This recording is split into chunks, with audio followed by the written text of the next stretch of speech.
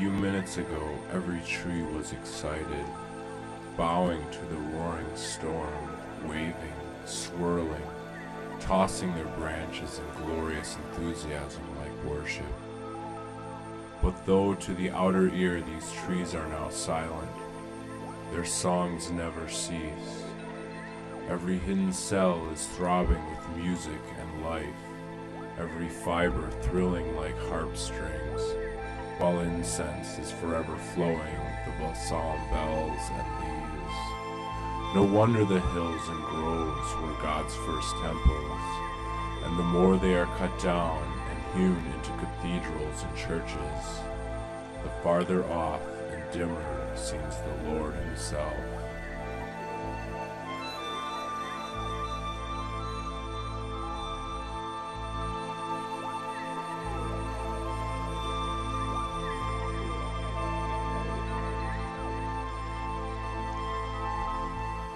Climb into the mountains and get their good tidings.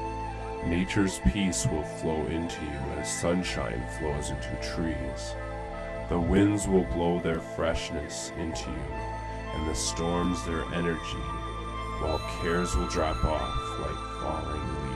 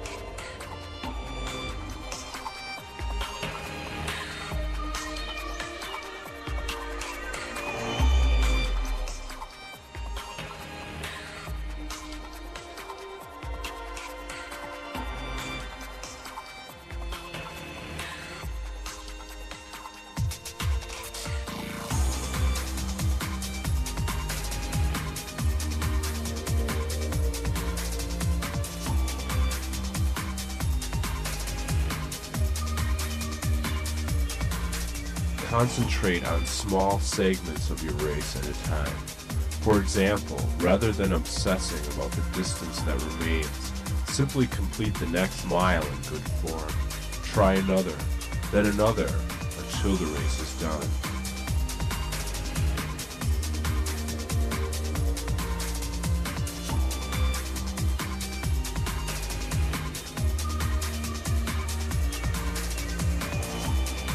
Divide the race into thirds.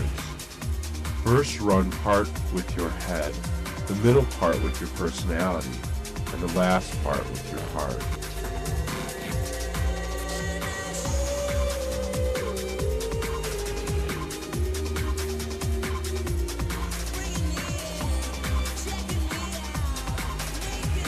You have to forget your last race before you try another. Your mind can't know what's coming.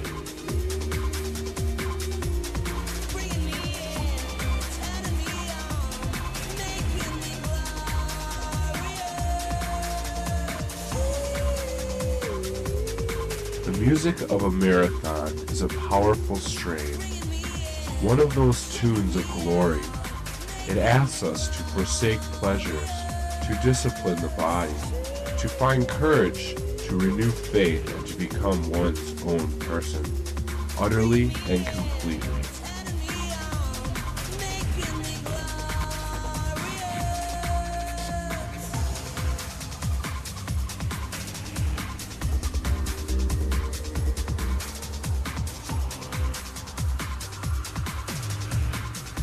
Running is not, as it so often seems, only about what you did in your last race, or about how many miles you ran last week. It is, in a much more important way, about community, about appreciating all the miles run by other runners as well.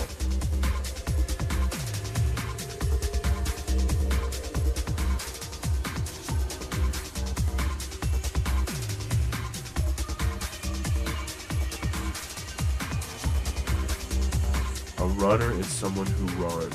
It's that simple and that grand. Be that someone. Be yourself. Be your own runner.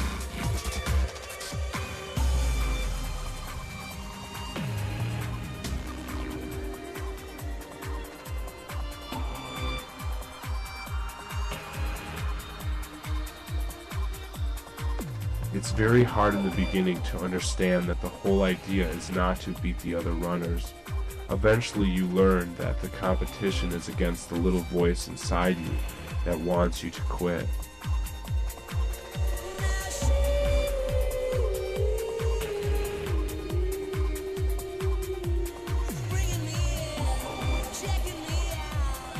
No ultramarathon gets easier later.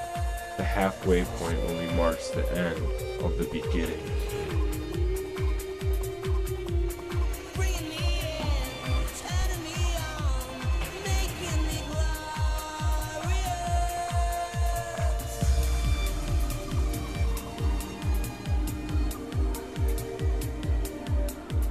You can never be sure. That's what makes the ultramarathon both fearsome and fascinating.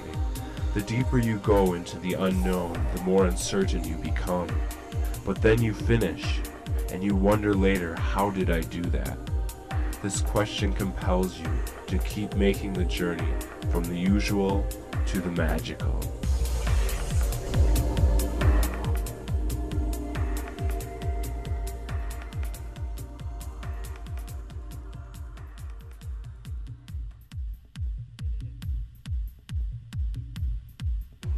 $7.58.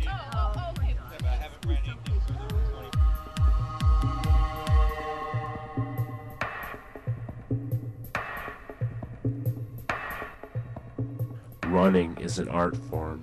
You fine-tune your running, adding touches the way you do a painting.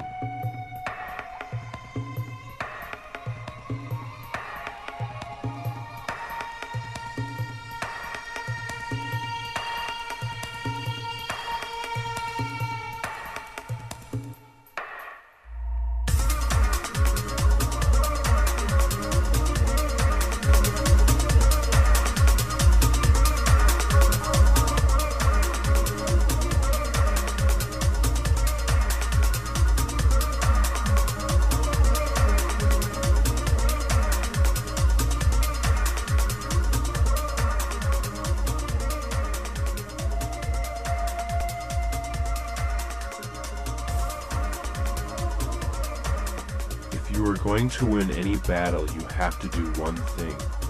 You have to make the mind run the body. Never let the body tell the mind what to do. The body will always give up. It is always tired, morning, noon, and night. But the body is never tired if the mind is not tired. When you were younger, the mind could make you dance all night, and the body was never tired. You've always got to make the mind take over and keep going.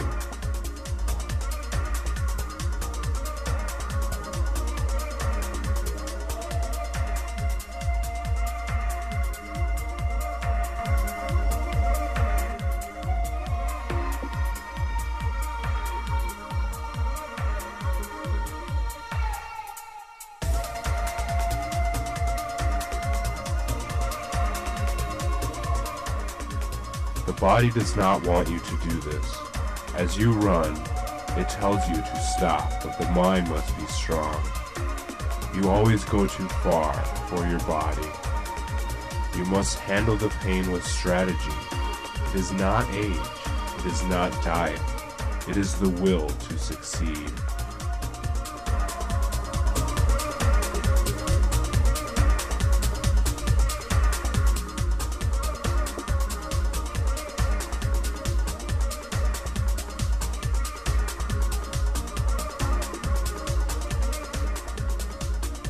It's elevating and humbling at the same time. Running among the trees, you realize the vastness of creation, your own insignificant space in the plan, how tiny you really are, your own creaturelessness, and how much you owe to the supreme universe, the universe that brought all this beauty and harmony into being.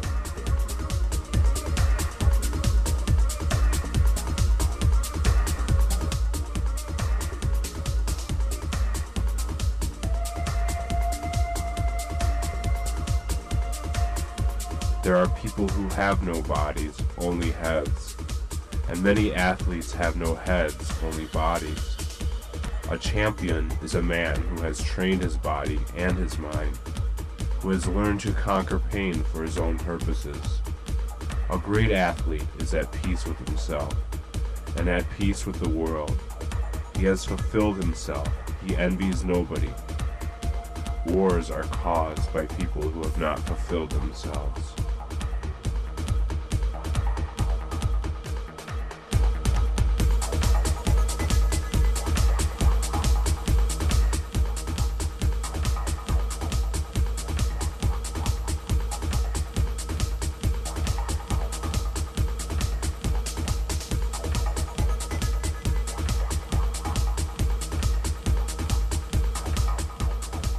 The rhythm of running generates a kind of rhythm of thinking, and the passage through a landscape echoes or stimulates a passage through a series of thoughts.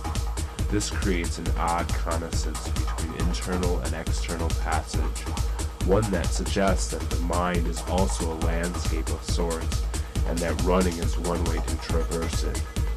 A new thought often seems like a feature of the landscape that was there all along, as though thinking or traveling rather than making.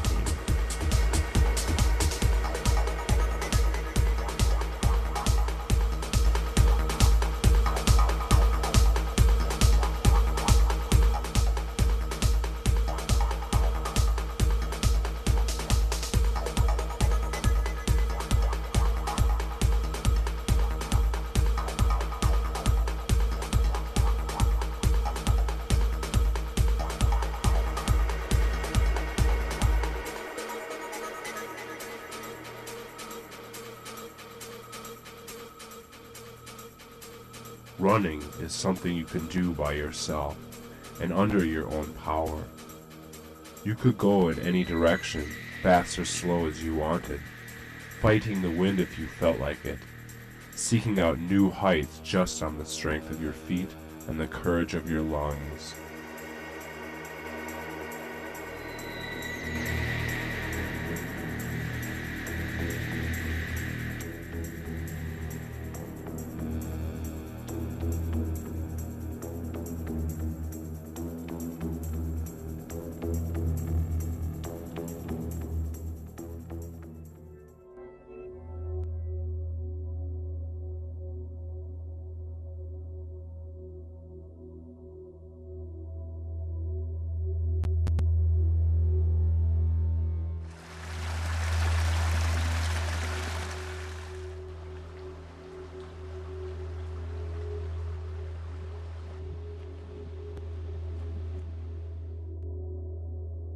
As long as I live, I'll hear waterfalls and birds and winds sing.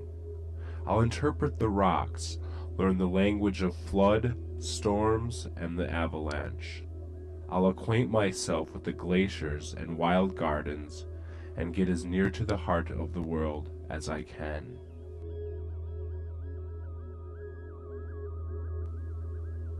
Only by going alone in silence, without baggage, can one truly get into the heart of the wilderness.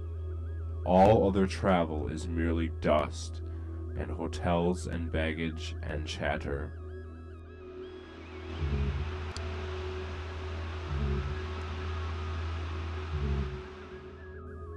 Remember one thing: the clearest way into the universe is through a forest wilderness.